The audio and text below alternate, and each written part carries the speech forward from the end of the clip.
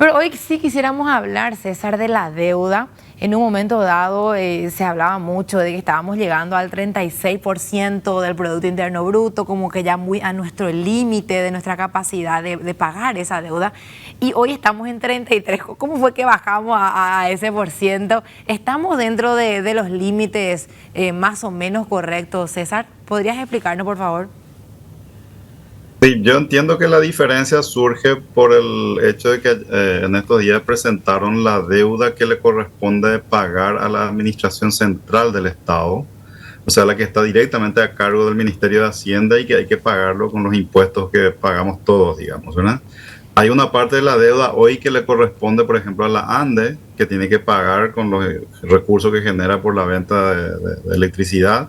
Y otra parte, incluso la tiene la AFD, que lo toma deuda en el exterior para traspasarlo al sector privado, ¿verdad? Entonces, la deuda externa del país, del Estado en su conjunto, es un poco más grande que lo que presentaron. De cualquier manera, cuando hay que pagar esa deuda es un monto grande, ¿verdad? O sea, cuando nos estamos endeudando y no hay vencimiento, entonces parece que es todo bastante más fácil, ¿verdad? Pero cuando empiezan los vencimientos, y si esos vencimientos son grandes, encima primero hay que tratar de refinanciar, y si los problemas surgen cuando no te quieren refinanciar en algún momento porque hay alguna duda respecto a la capacidad de pago que tiene el país, ¿verdad? Que es lo que han sufrido muchos países, Ecuador últimamente, Argentina hace muchos años, ¿verdad? Bolivia hace unos 2 meses que también entró en una situación muy, muy complicada. Esperemos que no nos pase eso a nosotros. Este nivel todavía es manejable, administrable para nosotros, pero eso administrable implica que tenemos que tomar ciertas acciones para evitar que siga creciendo, ¿verdad? Creo que ahí está un poco el quid de la cuestión, como para decir si esta deuda es razonable o no es razonable. Es razonable si reducimos el déficit fiscal y el ritmo de endeudamiento se alinea a lo que está previsto en la ley de responsabilidad fiscal. Es algo que hace mucho que hablamos contigo, Gladys, y con tus colegas también, ¿verdad? Esa ley es muy importante que lo cumplamos efectivamente de vuelta, porque es el que marca un poco el ritmo, la capacidad del ritmo al cual el país se puede endeudar sin que entremos en alguna cesación de pago inminente en algún momento que nos genere problemas mucho más serios, ¿no?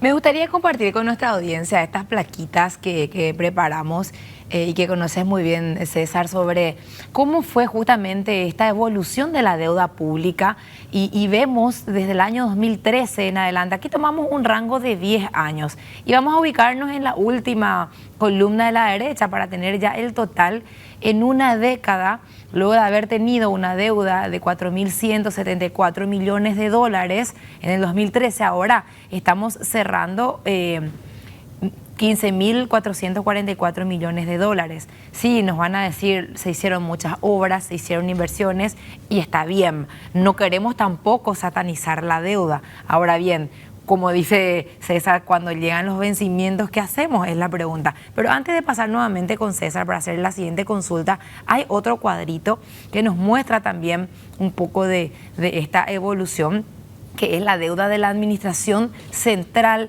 en particular. Y aquí vemos también este mismo comportamiento, ¿verdad? Cómo fue creciendo y hoy ya estamos hablando de 14.740 millones de dólares. Ahora bien, César, cuando llega ese momento de pagar las cuentas y Paraguay de pronto no tiene una buena recaudación, porque nuestra economía es un poco dependiente, bastante dependiente del agro, y bueno, a lo mejor si no le va bien no tiene suficientes ingresos, ¿es conveniente ese refinanciamiento en cuanto a las tasas nuevas? Se toma también ese análisis de las tasas que estoy tomando ahora, del famoso bicicleteo, tomar deuda para pagar deuda, ¿me va a ser más conveniente? A lo mejor encuentro tasas más bajas, o eso ya va a ser medio imposible porque hemos conseguido buenas tasas en el pasado.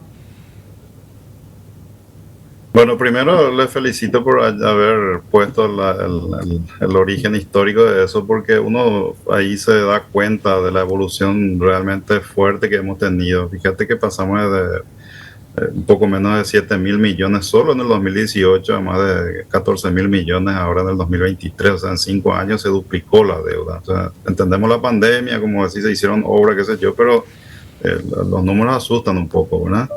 Respecto a tu consulta, el tema acá es que cuando el Estado, y yo he repetido esto tantas veces en distintos ámbitos, en especial en los ámbitos políticos, ¿verdad? Que ellos como que cuando parece que es fácil al país endeudarse y no les preocupa mucho pues, y prefieren usar toda la deuda que se pueda, ¿verdad?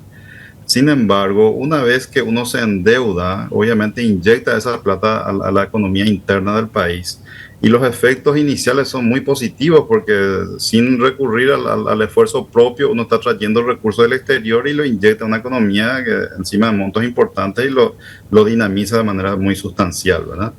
Pero lo contrario ocurre también al momento en que hay que pagarlo. Ahí está la trampa, ¿verdad? Cuando uno toma la deuda e invierte y lo inyecta al país, todos estamos contentos, todo es positivo, pero cuando hay que sacar la plata de los recursos del Estado y enviarlo encima al exterior para pagar esa deuda, tiene exactamente el efecto contrario, es contractivo. Es decir, si tenemos que pagar $1.000 millones, supongamos, en un año por amortización de una deuda que vence, y tener que sacar $1.000 millones de cosas que no vas a poder hacer internamente en el país para poder cumplir con ese compromiso de la deuda, ¿verdad? Por eso es que en la práctica eso de decir vamos a pagar la deuda no existe, ¿verdad?